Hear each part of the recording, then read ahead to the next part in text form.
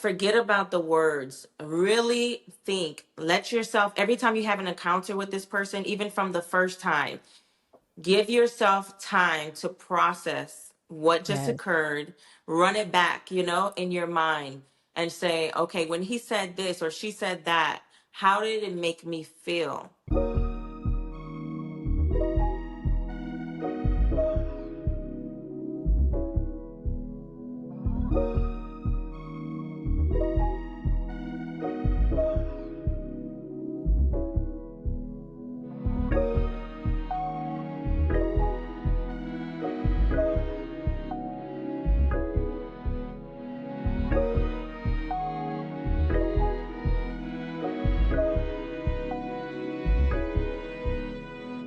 What up, y'all? Welcome back to another episode of the Pretty Girl Progression Podcast. I am your girl, Sherelle. If you are new here, welcome. I hope you stay. And if you've been here before, girl, welcome back. And as always, make sure you like, comment, and subscribe. Tell a friend to tell a friend.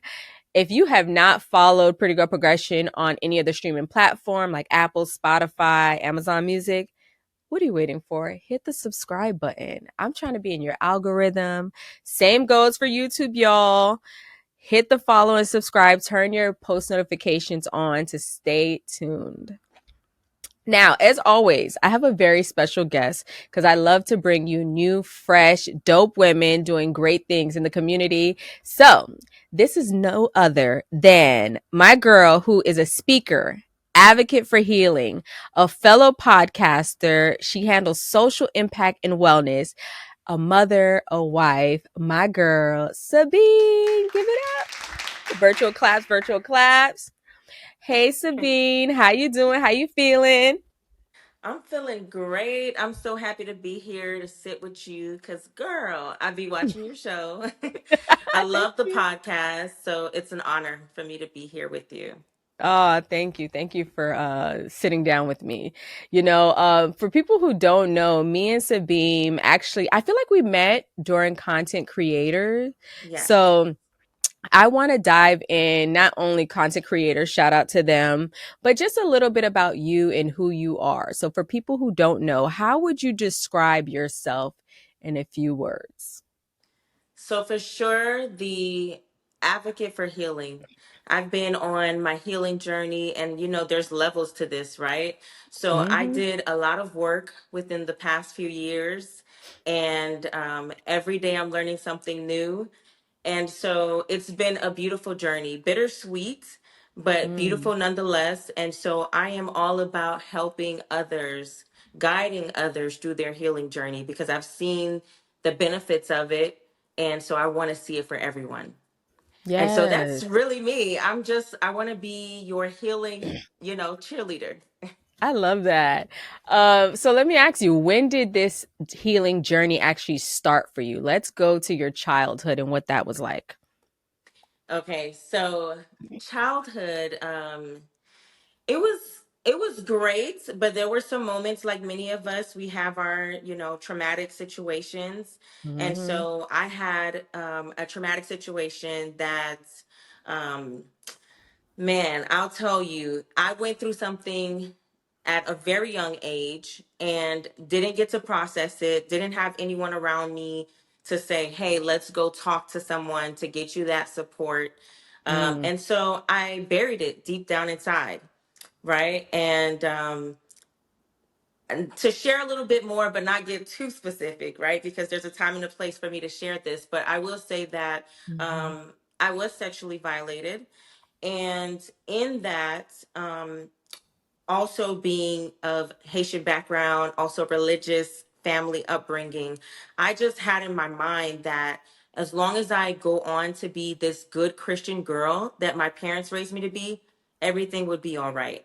And Mm. so that's what I did. I became essentially a people pleaser because of it, right? Because I wanted to always show up as that good girl. And I was really being what I was taught to be, right? But I never had permission to truly be myself, to, speak up and to share what was on my mind.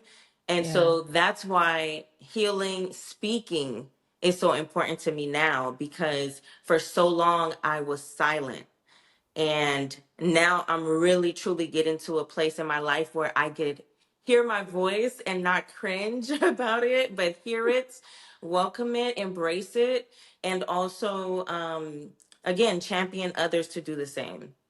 Yes. Ooh, I could feel myself tearing up only because I'm of Haitian descent as well. And when I was younger, I was sexually violated. I think I don't know, on these platforms, you got to say SA'd, but I Mhm. was sexually violated and from someone very close to me. Like I would have never imagined. Um, and it's interesting because you lose your voice in it. Yes. And it's interesting that now we're in a space where we podcast and we're using what could have, tried to destroy us and to empower us now, when it happened to you, and again, not to go too deep, because there's always another space for that, but Mhm. did you feel like there was a sign that whether it be your mom or whomever, like, should have noticed the change in you, the shift, that light was a little dimmer than usual? Honestly, I don't know that there was, because I learned from a very early age to put that mask on, right? And so that's Mm. why I mentioned, being that good Christian girl. So Mm-hmm. I learned very early that, really how to perform, and as long as I could be that good Christian girl, everything would be all right. That's what I told myself. And Mm. so I don't know that my mom would have noticed. And of course, unfortunately, my parents were very busy. And so that's what led to the opportunity, right? We were staying at, some trusted friend's home. Not living, but like after school, we would go by people's homes that were trusted to my parents. And they were people that my parents could trust. I don't fault my parents. I don't even fault them. But Mm. sometimes what I tell people now, as a mother especially, is that you have to be mindful of the people around the people you trust. Absolutely. because you don't know what's happening with them in their mind, what they're going through, what their tendencies are. Yep. And so, it only takes but a minute or so for someone to get that one little opportunity to tap Hmm. in, while no one's looking, and go in, For for the sure. kill. And I've spoken to so many survivors, right, of child abuse, so many survivors in general, and it almost seems like there's a handbook, where all these people, I won't just say guys because women are included, right? Yep. People that go after vulnerable people, whether it be children, or just someone who it has a lack of awareness, right? Hmm. They all seem to have this similar script, where they make you believe that you can't tell anyone, that this is just our little secret. And so I think I was so good at keeping that secret that I don't know that my parents would have noticed, you know? Yeah.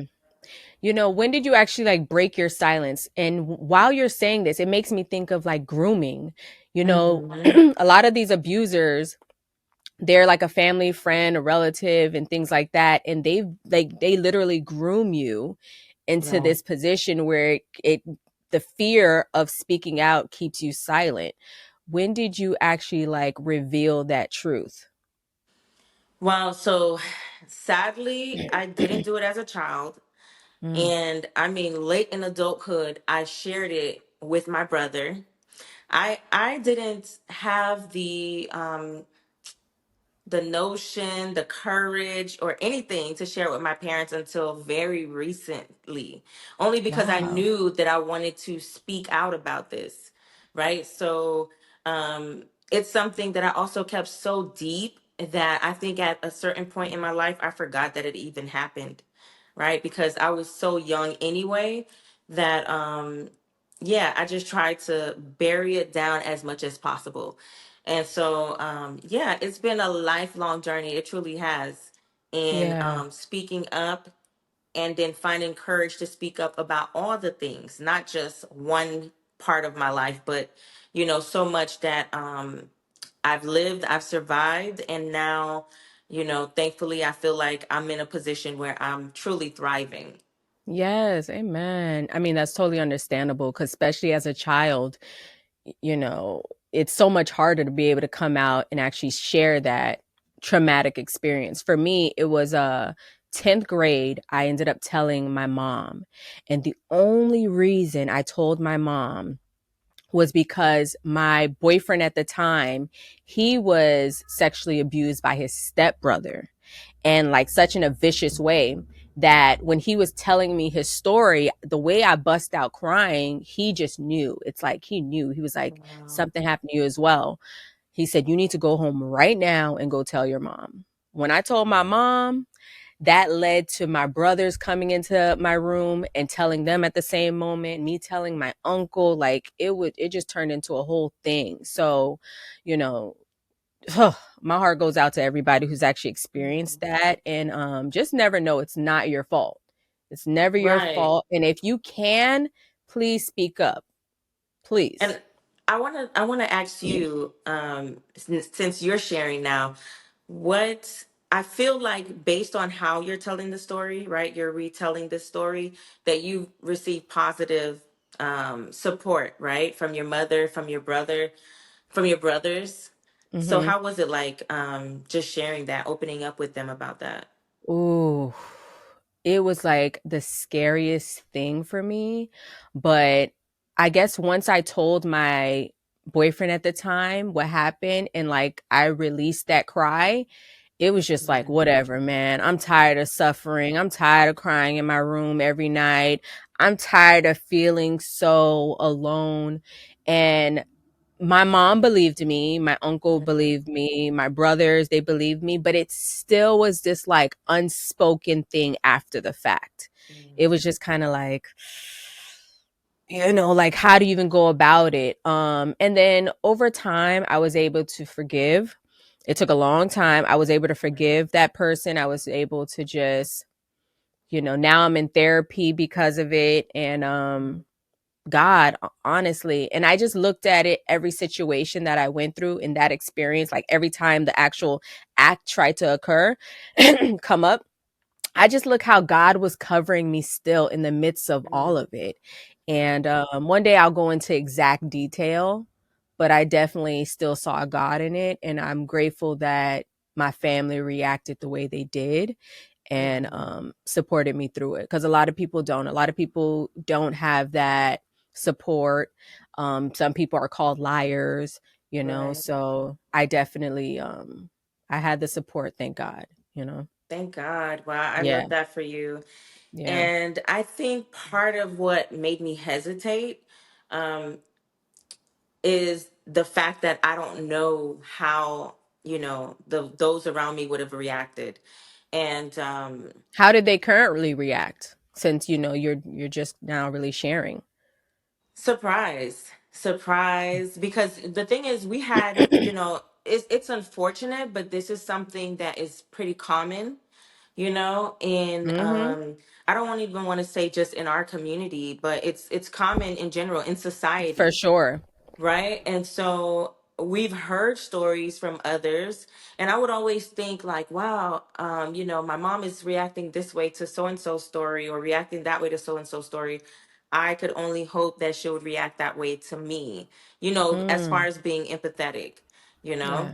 Yeah. But I understand completely what you mean when you say there's still this like level of like, it's there, and it's like that Mhm. dark cloud, because I Absolutely. think for sure, I think a certain part of you too feels like, did I do something? Did I bring this on? Did I, send a wrong signal? And it's like crazy to even think that because you're a child, you know? For sure. So, yeah, it's definitely freeing. I remember the For first sure. time I revealed it, period. Mhm. I guess in a safe space. I felt a lot like how you felt after you told your boyfriend. It's like, okay, well, what do I have to lose? You know? Mhm. you definitely feel a sense of freedom.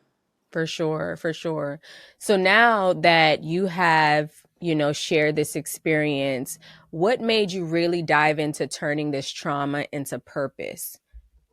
So I'll say that, interestingly enough, this wasn't the last big trauma, right?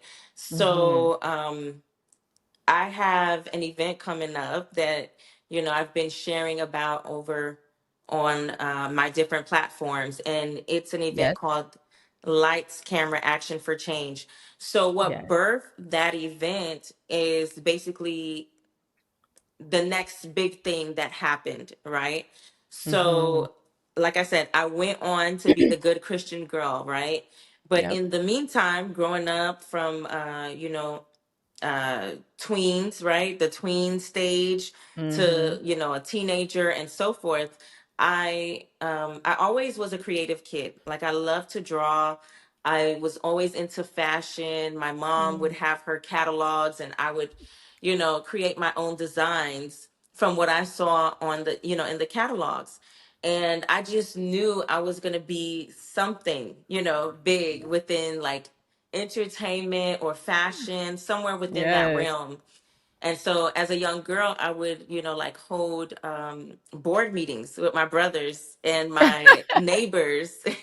And I had like my own fashion line, it was Yes. actually called Black Ann with the letter N, Beauty.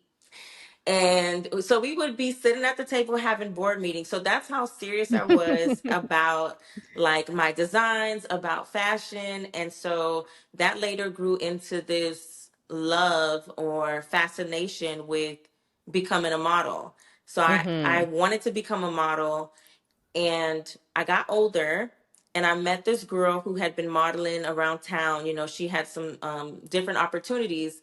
And so for the first time, I thought, okay, this is more than just a dream. This can come true because, someone right next to me is doing the same thing.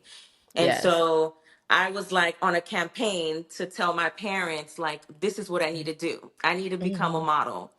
And so it was so foreign to them. They didn't know anyone Mm-hmm. else that was doing it, and so they didn't support me in it. But what my mom did say, after months of like trying to convince her, she said, you know go ahead and wait until you're 18, till you finish high school. I still had plans to go to college, but wait until that time, and then you can explore it on your own. Mm-hmm. So I took her at her word. And as soon as I graduated, as soon as I turned 18, I was like hitting it, like going to auditions, the casting calls, the whole nine. Yes. And in doing so, I met someone who now I know, looking back, he was posing as a model industry veteran, like someone that could help me along my journey. Mm. And it was everything but that, you know Mm. and he made himself appear to be, legitimate. He told me, hey, look me up on Sunbiz, the whole nine, right? And so me at that age, I felt like, okay, yeah, he said to look him up. I see, like he checked all the boxes for me. And that's all that I thought that I needed to do as far as my due diligence. And so he started taking me around town to different events, high level events, backstage to various fashion shows like Mercedes Benz. And so I thought, okay, he Mm. have to be who he says he is, because otherwise I wouldn't have this access, Mm. And so I believed him. I took him at his word. And what came of it is where I learned that, like, okay, no matter if someone tells you they are legitimate, legitimately who they say they are, it still doesn't mean they can't take advantage of you. They can't Right. exploit you. And Yeah. so he did just that. He exploited me. And again, I didn't have the awareness of it. This is me looking back, that I could say I was exploited. But in doing the healing from that point, I said, okay, you know what? I'm going to take the healing that I should have done, right, from when I was a child. I'm going to take this experience now, heal from that, and I reached to the point where I'm at now, where I said, okay, I don't want this to happen to anyone, not as a For sure. child, not as a young adult. Um, and so that's why I spearheaded the initiative, which was launched last year, Yeah. Lights, Camera, Action for Change. And so, Ooh. yeah. Oh my goodness. So it makes me think, like, I talked about this on a past episode as far as destiny helpers. But like the Mm, enemy knew that you was gonna be on God's side and do something powerful. So he's, to bring like a destiny blocker, that's what he yeah. was. What Right. advice would you give to young women who want to pursue, you know, modeling or just anything in that realm? Well, yeah. What to look for when it comes to someone who's trying to prey on you, regardless of what it may appear like. Right. Yeah, I would say the most basic thing would be pay attention to how you feel. When you're around this person, like forget about the words. Really think. Let yourself every time you have an encounter with this person, even from the first time, give yourself time to process what just Yes. occurred, run it back, in your mind and say, okay, when he said this or she said that, how did it make me feel? Because Mm-hmm. I think if I would have allowed myself time to just process those feelings, because I had enough awareness, even if I didn't have, a certain level of street smarts and all of that, but I had enough awareness where I remember telling my friend, he's saying this and he's saying that, and something, don't quite sit right, but Mm-hmm. then I allowed him to, how they say love bomb, like how people love bomb you. They're rushing. Yep. They're constantly rushing. Yep. So I allowed him to, rush me because, people can also sense that when you doubt what they're saying, when you don't quite feel right about what they're presenting to you, and so I just said, I mean, I guess he could sense those doubts, and so he doubled down and Mm. made sure whatever doubts I may have, that he would dispel them, and Mm-hmm. so don't let anyone rush you. Don't let anyone tell you that you don't have a choice or that you have to choose now. First of all, anyone that speaks in absolutes is a red flag. Mm. That should be number one. So what does uh that sound like when you're speaking in an absolute, for those who just might like, what does she Right. mean? Yeah. So absolutes would be like, I need to know right now. I need an answer. I need to, or, if you don't do this audition, if you don't go here, you're not going to be able to capitalize on this moment, capitalize Mm. on your career. You know, just giving you a level of urgency, making you feel like everything is a must right now Right. at this moment. Right. Um, and so if you see that, and even if you don't, because people there's so much information that's out there too, that now, the predators of today are more informed and they're more skillful. And so they may have a different approach. So I would go back to saying, make sure you're okay with how you feel in your body Yes. around them. Because all of us, I think we have that level of, we have like that sensor that For goes sure. off, that even before someone does something, we get like that, that like that chill, that code, that That something. discernment. It's that Right. discernment. It's literally Yes. every single person has it. Whether you're tapped in to the Holy Spirit, whether you have a Hmm. relationship with God or not, I Right. believe we all have that innate GPS within us that says, this don't feel right. This is going the wrong way. And that's Right. what we have to pay attention to. And if you don't trust yourself enough or how you feel, because let's just say you've made a lot of mistakes along the way, then Right. take someone with you that you can actually trust, whether it be a mom, a cousin, an auntie, a best friend, someone that Hmm. has not steered you wrong, to be with you in those moments of uncertainty, you know? Right. So I It's love that so you said true. that. Hmm. For sure. I do want to talk more about your event because I'm excited for you. Like, first of all, Sabine, when I met you through content creators, you're just a sunshine, a ray of sunshine. But you have such a presence about you when you speak. And Cassandra Moore, we were at one of her events, and she was basically telling us how we need to step out more, share our stories in our stories for Instagram, for example. Right. And you did exactly that. So talk to us more about your event and what to expect for people who can, participate. Yes. So I'm so proud of just even taking this step because when I started my healing journey, I knew I wanted to do something, to give back to the community. Again, to make sure that no one else behind me goes through what I went through, right? Yeah. I wanted them to be able to avoid those common pitfalls. And Mm-hmm. so I had so many plans in the making, right? I actually met a young lady who was doing, similarly giving back, started a curriculum, and I said, okay, I want to do something like that, right? And it actually took what really made me go move forward was Cassie's story. Cassie coming out about, her 10-year traumatic Abuse, traumatic. experience, Yes. Oof. right? Geez. I said, okay, now it's out in the forefront because, a lot of times you try to share information to others, they don't quite understand, maybe even in the packaging, they don't quite understand the goal, the end goal, right? But now you have this huge story, and it's visible for everyone to see.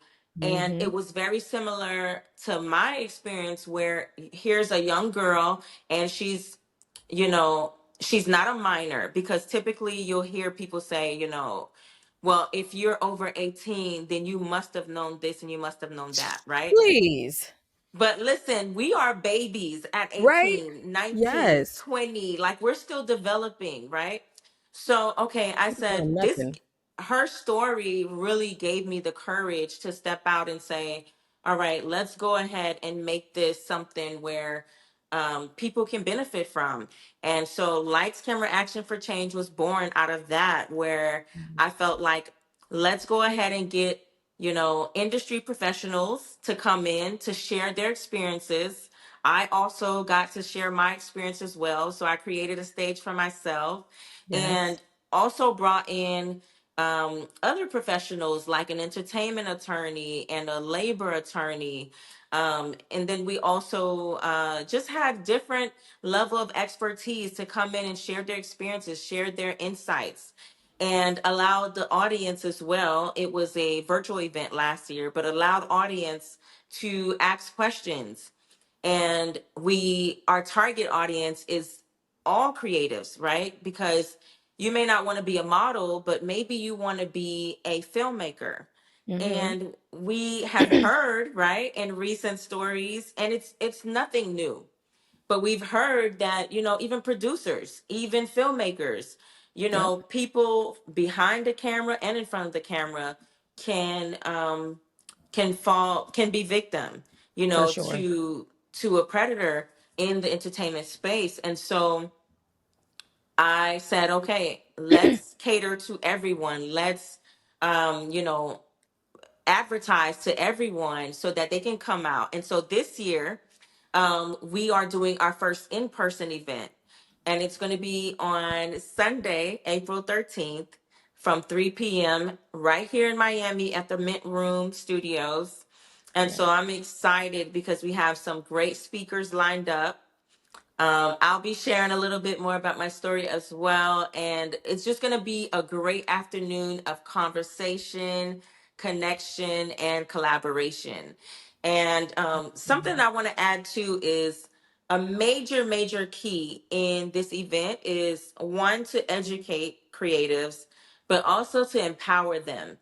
Because if I was empowered, right, at that stage when I met the man posing as an agent, I would have said, I could do this on my own. I don't need your help, right? And so that's what we want to, let the audience know, is that you can start right where you are. You don't need the big box office. You don't need, the big corporations backing. For If sure. you have a dream and you believe in it, especially today, right? Because we have all the things. We have internet, we have, so many things at our fingertips that we could truly go after our dreams right where we are. And so that's the end goal for me, is to let people know you don't have to go on and be the nurse like my mom wanted me to be.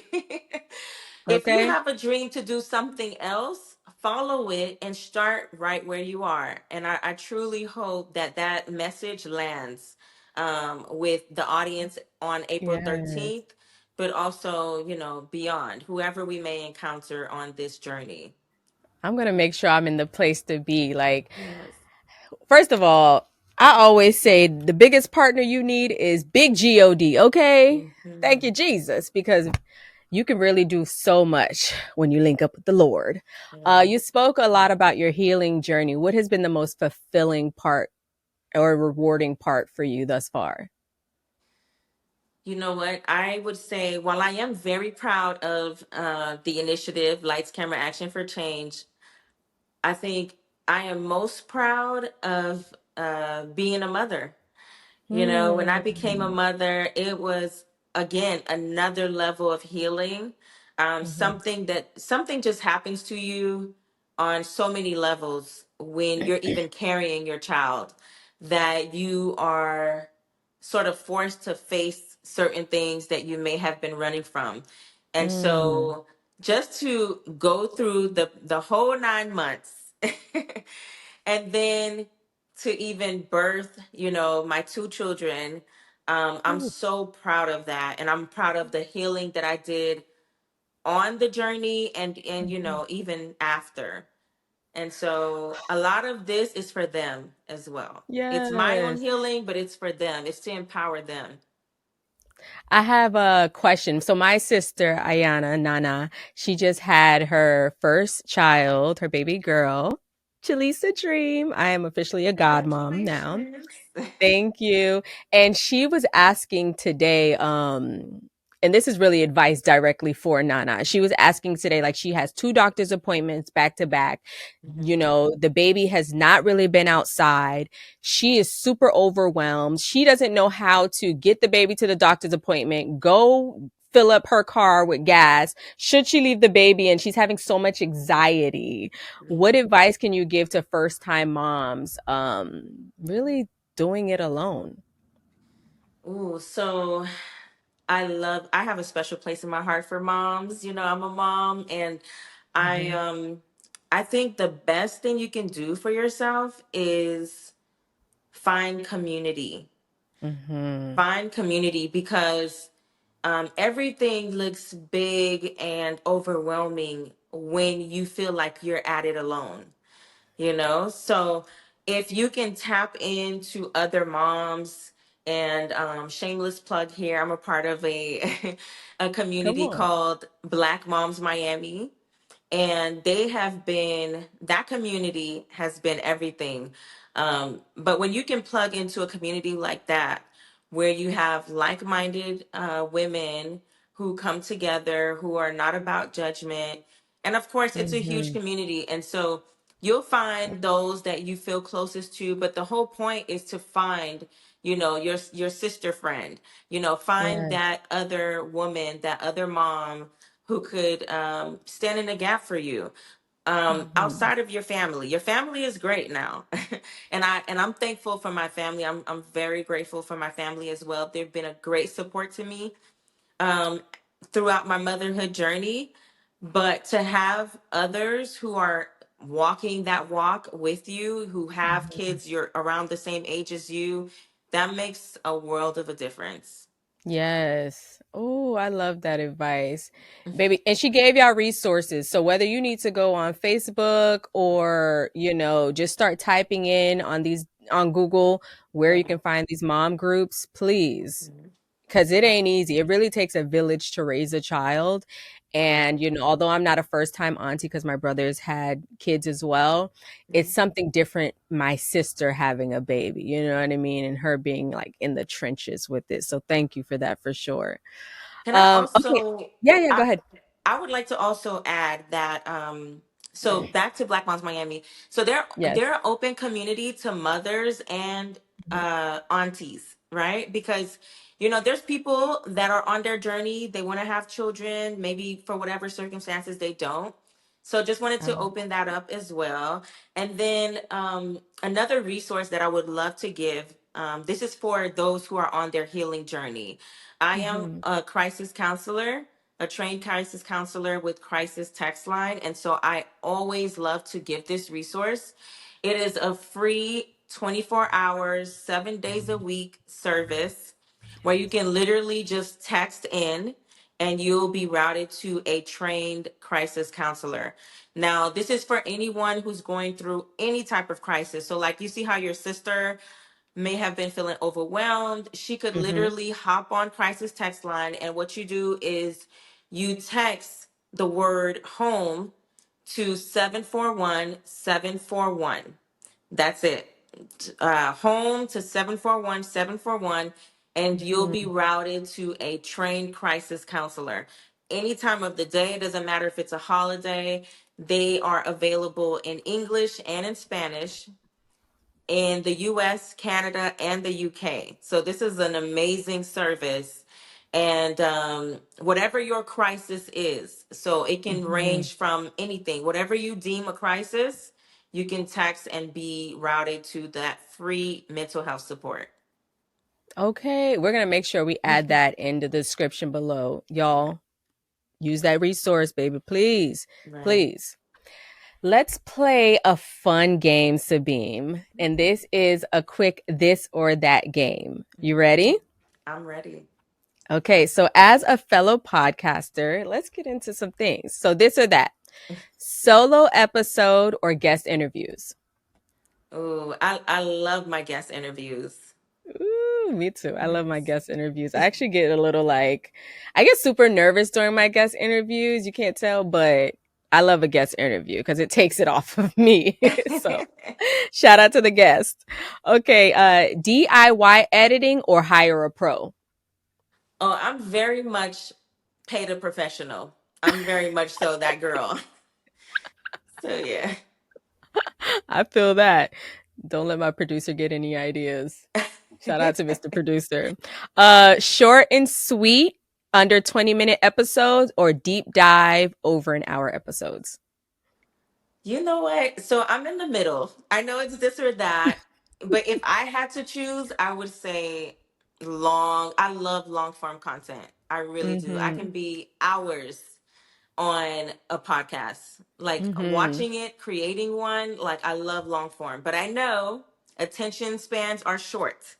So I'll Girl. give the people what they want. But I will say, as far as like deep diving into long ones, it really helps. It really helps with the watch time hours. Okay. So the longer True. the episode, baby, the hours will accumulate. So, okay, last question. Building a community or monetizing through ads? This is Building interesting. community. For sure. Yes. For sure. Do you Mhm. know, and this is no shade to how people get it, but I just feel like when you build a organic following, they are going to be with you through thick and thin. You know what I Right. mean? Like, don't go paying for followers, don't go paying for X, Y, and Z. It's Right. better to actually get it out the trenches. So I'll just say that. So tell us about your podcast. What are the things you like to talk about for the people who don't know? What to expect when they come and click on your podcast? Yes. So the name of my podcast is Pathways to Power. Yes. And it stems from, having a lived experience where I felt for many years powerless, right? And Mm, so I wanted to affirm myself and others and let them know, like, hey, you have a pathway to power. It's possible for you. And here are, some of Mhm. the tools, some of the things that you can do. And so in every episode, I like to bring on someone, or even if I'm doing a solo episode, just really talk about that person's pathway to where they are now in their power, living in their power. Um, and it's just a beautiful journey, I find. I know that's right. Absolutely love that. So when people follow your podcast, where can they actually like subscribe and tune into? Yeah, so they can subscribe on YouTube under my name, Sabine Dieme. There's a whole playlist for Pathways to Power. And we also Mhm. made it available on the podcast platforms as well, Spotify, Apple. And yeah, that's where they could find me. They could also find me on Instagram at Sabine Dieme. That's SabineDieme.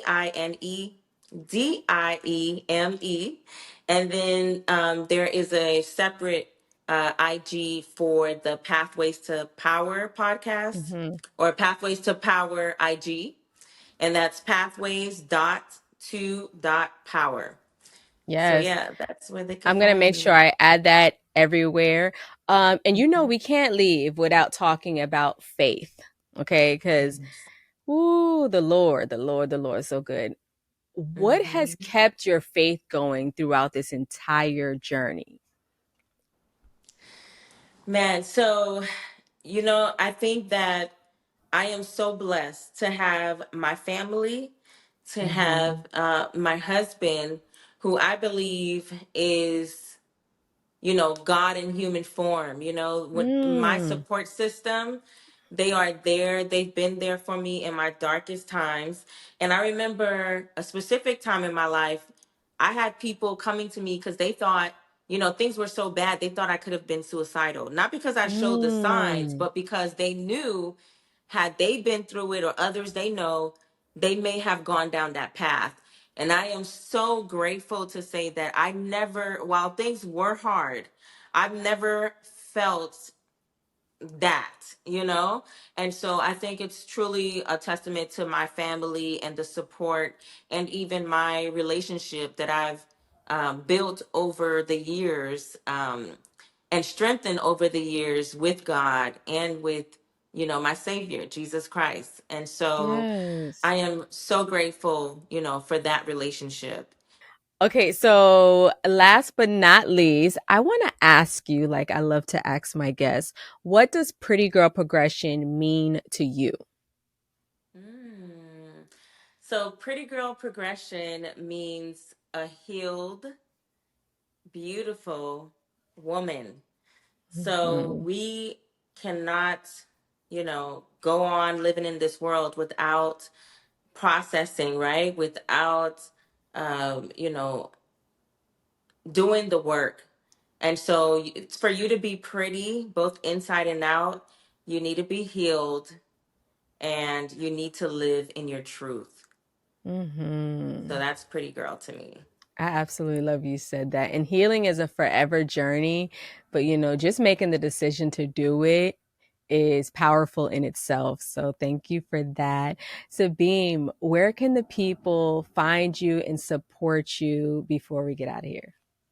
Yes, so they can find me on Instagram at Sabine Dieme.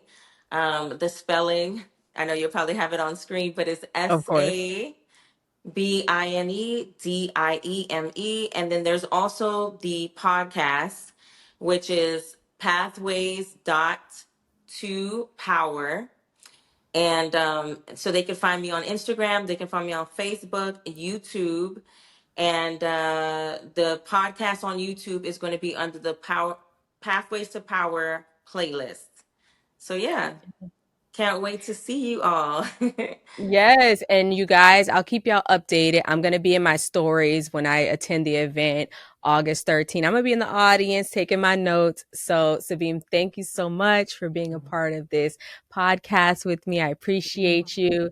And as always, Queens, make sure you love yourself. If you are looking for tools and resources, you can always go to www.prettygirlprogression.com, whether it's picking up your daily devotional or a new journal. Definitely help yourself out to that. And until next time, Queens, love yourself. Bye.